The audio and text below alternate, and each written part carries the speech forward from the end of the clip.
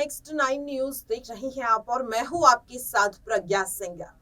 कांग्रेस नेता सचिन पायलट की चर्चा अब जोरों शोरों से हो रही है। दरअसल आपको बता दें कि जहां एक और कांग्रेस पार्टी नए साल के खास मौके पर भारत न्याय यात्रा की शुरुआत करने जा रही है, तो अब ऐसे में माना जा रहा है कि सचिन पायलट भी इस यात्रा में अपना खास योगदान देते हुए नजर आएंगे। दरअसल आपको बता दें कि कल सचिन पायलट ने एक बड़ा बयान दिया जिसमें वो बीजेपी पर हमलावर होते हुए नजर आए और साथ ही भारत न्याय यात्रा को लेकर पार्टी आला कमान की तारीफ करते हुए नजर आए, खास तौर पर राहुल गांधी और सोनिया गांधी। जिसके बाद माना जाने लगा कि क्या सचिन पायलट एक बार फिर से पार्टी आला कमान की नजरों में आने की कोशिश कर रहे हैं। हाल ही में उन्हें छत्तीसगढ़ का प्रभारी बनाया गया है, जिसके बाद से फिर ये चर्चा होने लगी कि क्या सचिन पायलट को अब नेता प्रतिपक्ष भी मनाया जाएगा। दरअसल आपको बता दें कि सचिन पायलट ने हाल ही में मीडिया से रूबरू होते हुए इस बात पर खुलासा भी किया। उन्होंने कहा है कि फैसले लिए जा चुके हैं और जल्द ही सबको उनके हिसाब से बड़ी जिम्मेदारियां भी दी जाएंगी। क्या कुछ कह रहे हैं सचिन पायलट, सुनिए जरा। आपको राजस्थान में बड़ी भूमिका देने की बजाय आपको छत्तीसगढ़ का प्रभारी बनाकर बाहर कर दिया गया। कहीं ना कहीं लगता नहीं है कि राजस्थान के अंदर वसुंधरा की तरह आपको भी साइडलाइन किया जा रहा है? जहाँ हम बैठे हैं ये तो राज्य राजस्थान ही है और जहाँ हम प्रचार कर रहे हैं राजस्थान है। देखिए, अलग अलग पार्टी के लोगों को अलग अलग जिम्मेदारियाँ दी जाती हैं। मुझे इससे पहले जिम्मेदारी दी थी केंद्र में, मैं सांसद रहा, केंद्र का मंत्री रहा, फिर राज्य प्रदेश अध्यक्ष रहा, सरकार का हिस्सा रहा। तो समय समय पर जिस व्यक्ति की जहाँ आवश्यकता होती है वहाँ उसका योगदान दिया जाता है।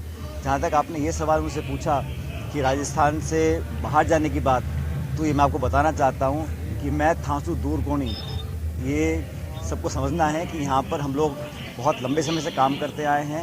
ये हमारी कर्मभूमि रही है और जब तक राजनीति में हम काम करेंगे राजस्थान के लोगों की सेवा करते रहेंगे। आपको ये लगता नहीं मैं अशोक गहलोत और सचिन पायलट सरकार है, क्योंकि राजस्थान में कांग्रेस के जितने भी विधायक जीते हैं और हारे बीजेपी के भी दिग्गज है, जैसे कांग्रेस के दिग्गज तो हारे ही आ रहे हैं, बीजेपी के दिग्गज भी आ रहे हैं, तो आपको लगता नहीं अगर आपका ये द्वंद ना चलता? देखिए, ऐसा ये सारी बातें मीडिया में और विपक्ष के लोग करते हैं।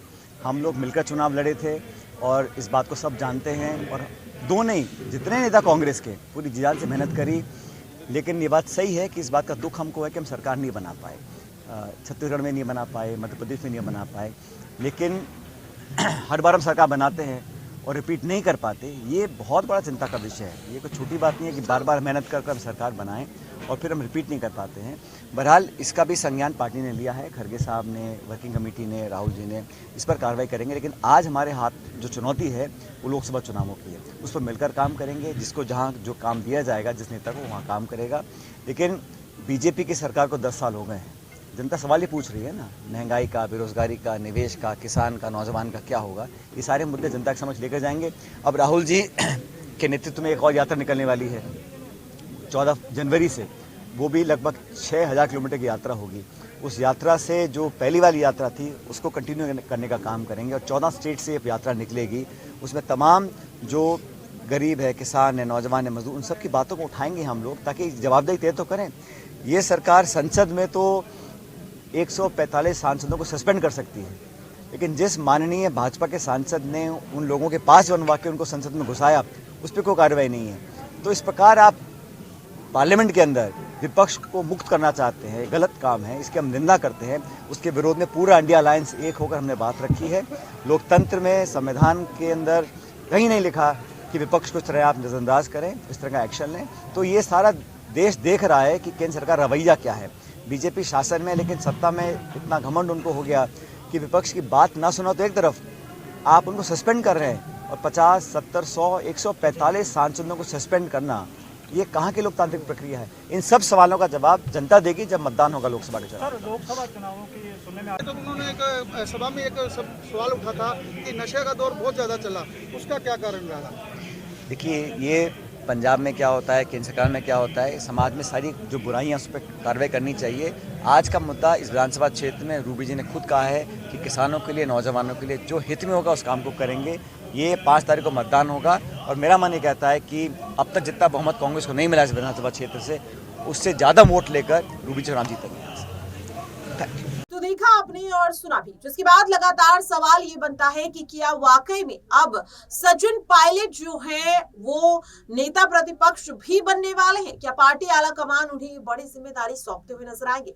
भारत न्याय यात्रा को लेकर जिस तरीके से सचिन पायलट अब सक्रिय होते हुए नजर आ रहे हैं, ऐसे में सोनिया गांधी जो है वो सचिन पायलट पर काफी ज्यादा मेहरबान होती हुई नजर आ रही है।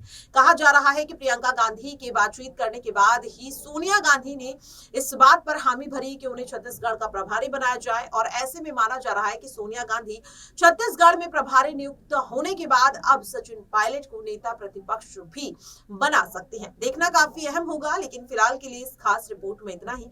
देश और दुनिया की तमाम खबरों के लिए आप देखते रहिए नेक्स्ट 9 न्यूज।